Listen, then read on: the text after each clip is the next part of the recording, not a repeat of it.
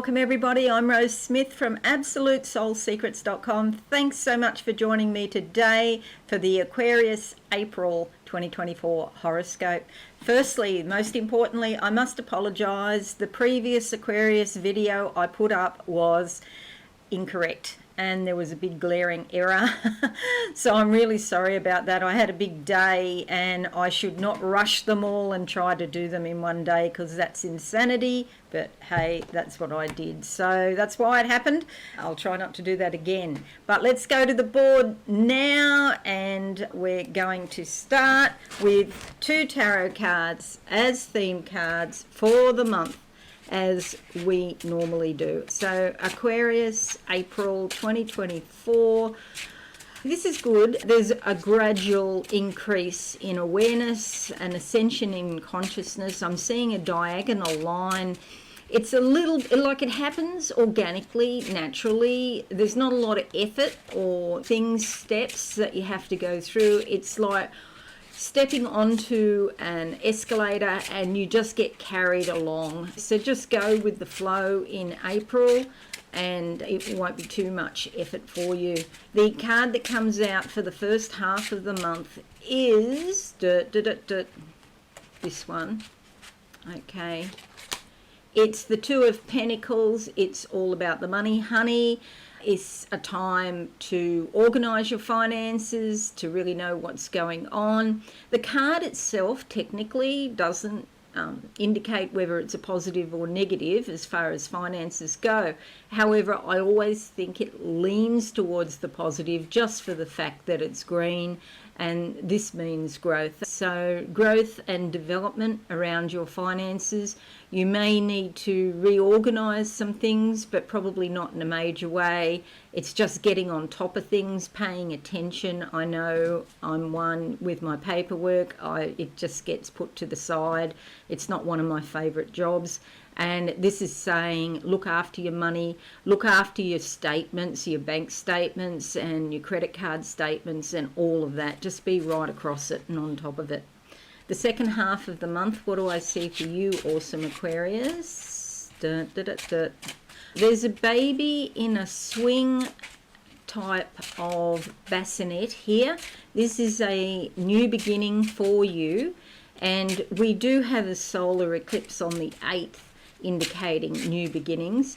This has sort of got an energy of fun or pleasure or positivity and optimism with it as well. You do have a lot happening here in your house of home and family as well. However, the feeling's more about kindness, nurturance and love and nurturing something that's close to your heart. The card that comes out for the second half of the month is, I'm going to go that one there, the Judgment card. It keeps coming out. Okay, it's time for you to be liberated from the boxes of the belief systems that you currently have. You may have made some judgments about things that are actually keeping you stuck in the past. And judgments are those, they might start with observations. So those observations that then become more than observations because you attach emotions to them. And so somehow those emotions then influence you to think, well, that's a positive thing or that's a negative thing or I won't do that again or whatever. It's like drop all of that and free yourself from the cardboard box. So the fact it's not a wooden box or a steel box or a cage or whatever, this indicates that because it's cardboard, it's pretty easy to escape these sorts of things if you just let them go.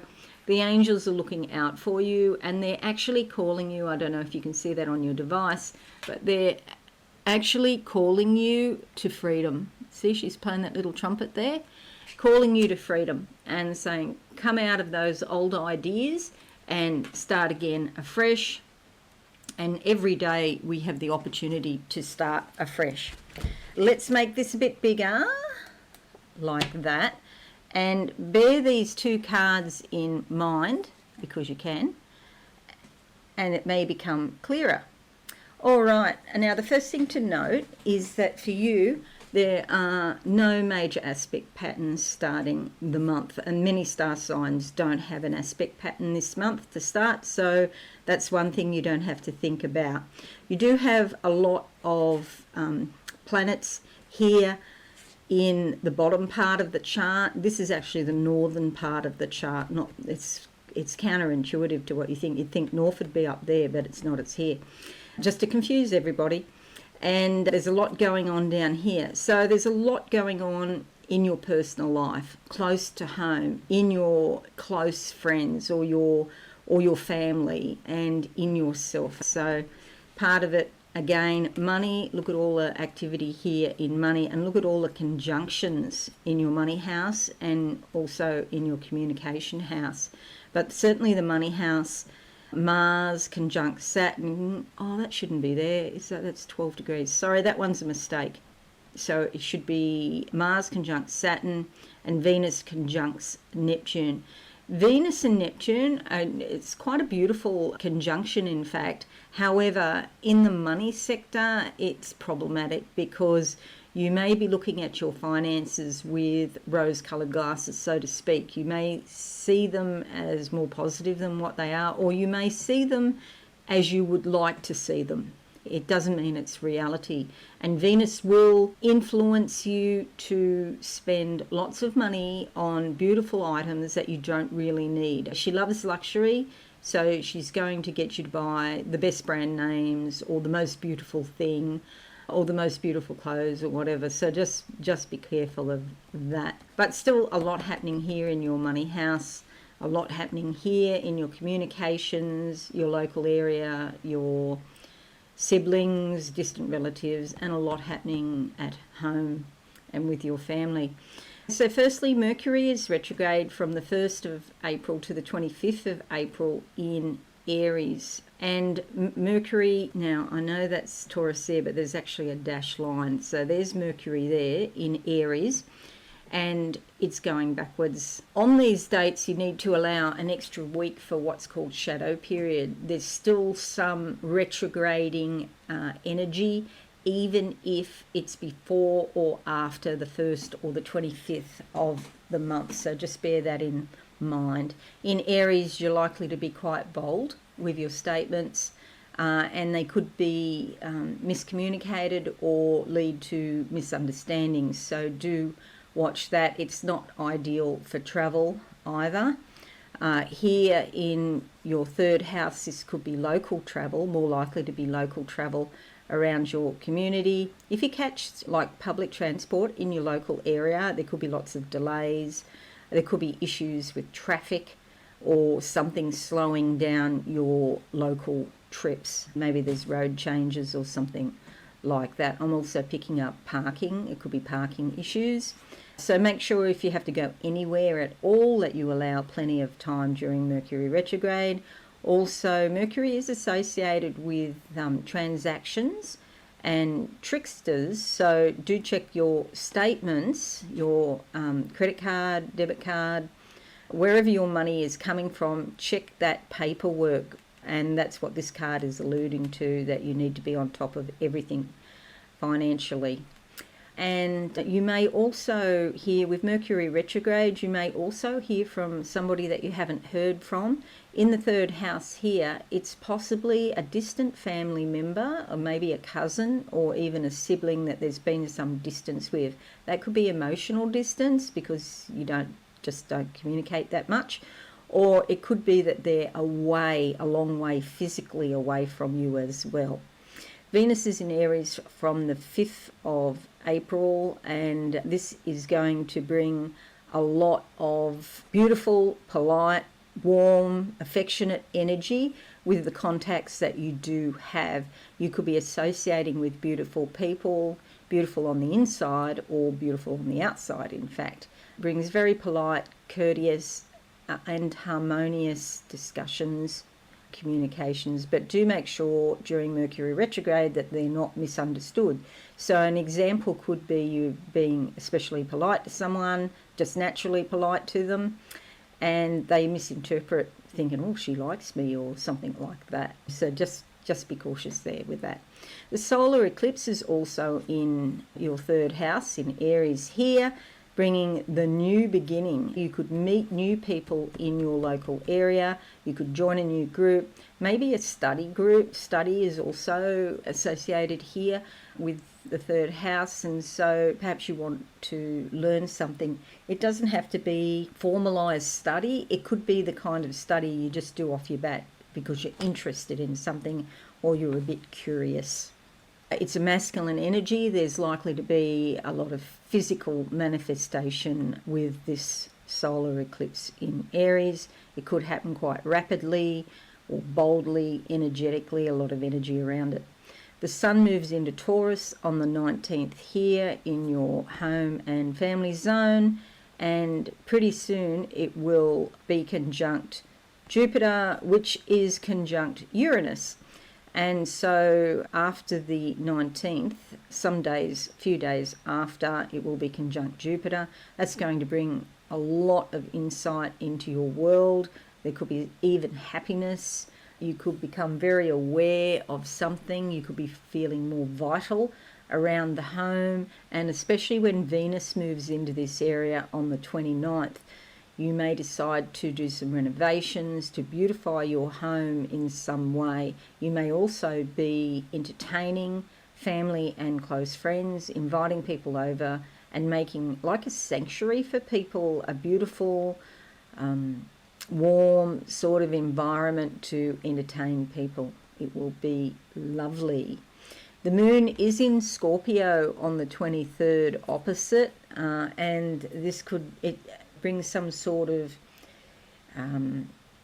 disruption around your life direction, or perhaps to do with your career. You may be sort of weighing up or having to juggle between your home and your career, or your family and your career. Maybe you want to do a lot of things at home, but you have to work, and work is getting in the way of what you desire, even though it may be a means to an end in getting money, which you need the money to do the renovation, for example, but you'd rather be at home doing the renovation. But there is some sort of disruption here. It could also be to do with authority figures, especially parents and particularly the mother.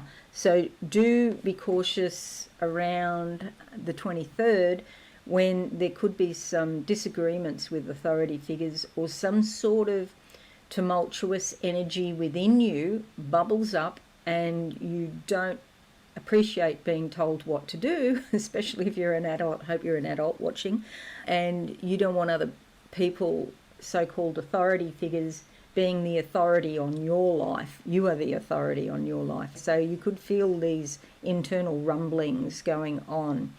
At some point, the moon, it travels very quickly, so it's only here for about 3 days, 2.5 to 3.5 days. It will be conjunct your MC, and so this is going to bring about some sort of, not a crisis, but a bit of an impact on your life direction, where you could be thinking, am I going in on the right path? Am I doing the right thing? My advice around that is to keep doing what you're doing until it becomes clear that you're not on the right path. Sometimes we just get left alone, and it's like a test, and it's like we call for help, but we don't necessarily hear any answers coming back, or we don't feel like we're connecting, and it's just a dry time as far as our spiritual life goes. So I always say, rather than panic and try and change things, just keep doing what you're doing until it becomes abundantly clear that you're meant to change. And if you never get that message to change, then you don't change, okay? In that way, we're always changing in some way. So the next point is Mars goes into Aries as well, bringing even more energy here. And this is really giving you a lot of ambition around your communications and your study, if you are studying or you're learning. And also it's a big energetic push to really help you, perhaps doing marketing or promotion if you've got a business or you're a reader or something like that. There's a big push of energy to help you even more. So that's on the last day of the month. I should mention Mercury on the 1st, of course, is April Fool's Day. So do be cautious of scammers on the first, around the 1st of the month, but be cautious all the time. In fact, now it's getting worse and worse. Okay, so that's it, Aquarius. I'm getting Aquarius and Aries mixed up. Aquarius. That's it, Aquarius. Thank you so much for watching. I really appreciate it. Just want to wish you a very wonderful month and all the best. If you're new, please subscribe and be alive. And don't forget to leave a like and a comment. Okay, have a great month. I'll see you soon. Bye for now.